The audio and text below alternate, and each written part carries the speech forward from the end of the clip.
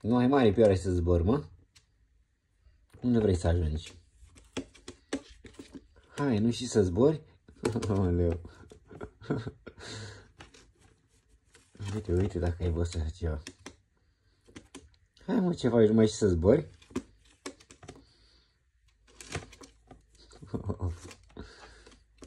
Hai mă, Ari, nu mai știi să zbori? Ce ai pățit? Cum ajungi tu acolo? Păi ce te uiți așa? Aoleu, bravo, mă, deșteptule, mă.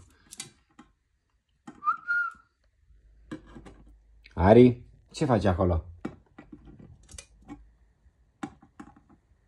Nu mai băga ciocul acolo, mă. N-auzi? Stai cu minte.